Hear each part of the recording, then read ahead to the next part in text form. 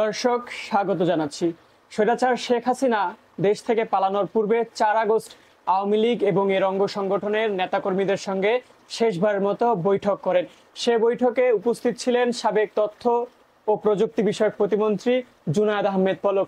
DB হেফাজতে থাকা জুনায়েদ আহমেদ পলক এই বিষয়ে যেমনটি বলেছেন, ৪ আগস্ট যে মিটিংটি সম্পূর্ণ হয়েছিল সে মিটিংয়ে তিনি শেখ হাসিনাকে আহ্বান জানিয়েছিলেন ছাত্রদের দাবিগুলো মেনে নেওয়ার জন্য। প্রয়োজনে তাকে বলি দেওয়ার কথাও তিনি বলেছিলেন। তিনি যখন এই প্রস্তাবগুলো শেখ হাসিনাকে দিচ্ছিলেন তখন আওয়ামী লীগের সাধারণ সম্পাদক ওবায়দুল কাদের তাকে মারতে আসেন এবং এক পর্যায়ে জুনায়েদ আহমেদ পলককে গণভবন থেকে বের করে দেওয়া হয়। এমনটি কিন্তু তিনি ডিবি হেফাজতে রিমান্ডে থাকা অবস্থায় বলেছেন। এছাড়াও 10 মিনিট স্কুলকে 5 বছর মেয়াদী সরকারের যে 500 কোটি টাকার চুক্তি ছিল সেটিও তিনি বাতিল করতে চাননি। তিনি যেমনটি জানিয়েছেন, সাবেক শিক্ষামন্ত্রী মহিবুল হাসান চৌধুরী তাকে জোর করে এই চুক্তিটি বাতিল করিয়েছেন।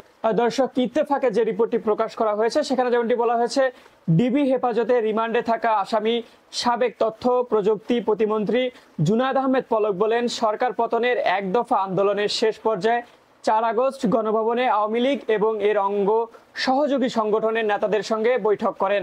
সেখানে আমি তৎকালীন প্রধানমন্ত্রী শেখ হাসিনাকে বলেছি, প্রয়োজনে আমাকে বলি দিন, তারপরও শিক্ষার্থীদের আন্দোলন বন্ধ করুন, তাদের চোখের ভাষা মনের ভাষা বোঝার চেষ্টা করুন। এ সময় সড়ক পরিবহন ও সেতুমন্ত্রী ওবায়দুল কাদের আমাকে তেড়ে মারতে আসেন। তখন আমি সাহসী হয়ে গেলাম, প্রধানমন্ত্রীকে বললাম, আপনি স্টেপ ডাউন করুন, আওয়ামী লীগকে মানুষ ঘৃণা করছে, থুতু দিচ্ছে। এরপর আমাকে গণভবন থেকে বের করে দেওয়া হয়। পলক ডিবিকে জানান, স্মার্ট বাংলাদেশ গঠনে 10 মিনিট স্কুলের সঙ্গে 5 বছর মেয়াদী সরকারের যে 500 কোটি টাকার চুক্তি ছিল সেটা আমি বাতিল করতে চাইনি। সাবেক শিক্ষামন্ত্রী মহিবুল হাসান চৌধুরী নওফেল জোর করে এ চুক্তি বাতিল করায়। কারণ ওই স্কুলের অন্যতম কর্ণধর আইমান সাদিক আন্দোলনকারী ছাত্রদের পক্ষে ফেসবুকে স্ট্যাটাস দিয়েছিলেন। তারা তাদের ফেসবুক প্রোফাইল লাল করছিলেন। ডিবির জিজ্ঞাসাবাদে পলক বলেন, আমি প্রধানমন্ত্রীকে বাস্তবতা মেনে নেওয়ার অনুরোধ জানালেও তিনি মানতে রাজি হচ্ছিলেন না।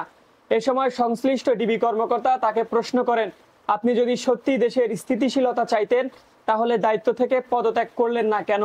তখন চুপ ছিলেন জুনায়েদ আহমেদ পলক। দর্শক, কোটা সংস্কার আন্দোলনকে কেন্দ্র করে আওয়ামী লীগ সরকারের যে কয়েকজন মন্ত্রী প্রতিমন্ত্রী সরাসরিভাবে যুক্ত ছিলেন তাদের মধ্যে অন্যতম ছিলেন জুনায়েদ আহমেদ পলক। কোটা সংস্কার আন্দোলনকে দমানোর জন্য তিনি কিন্তু ইন্টারনেট সংযোগ বিচ্ছিন্ন করে দেন এবং তার পক্ষ থেকে যেমনটি বলা হয়, আন্দোলনকারী শিক্ষার্থীরা মহাখালীতে যে ডাটা সেন্টার রয়েছে সেটি আগুনে পুড়িয়ে দিয়েছে, যার কারণে ইন্টারনেট সেবা বন্ধ রয়েছে। সরকার ইচ্ছাকৃতভাবে ইন্টারনেট সেবা বন্ধ করেনি। তবে দর্শক, ইতিমধ্যে তদন্তের মাধ্যমে কিন্তু বের হয়ে এসেছে মূলত জুনায়েদ আহমেদ পলকের নির্দেশে ইন্টারনেট সেবা বন্ধ করা হয়েছে। আওয়ামী লীগ সরকারের শাসনামলে শূন্য থেকে শত শত হাজার কোটি টাকার মালিক বনে যান জুনায়েদ আহমেদ পলক।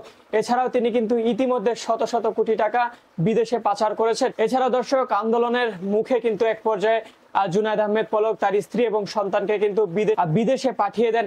যেমনটি তার বিরুদ্ধে অভিযোগ রয়েছে, আমেরিকাতে কিন্তু তার হাজার হাজার কোটি টাকার সম্পদ বাড়ি গাড়ি রয়েছে।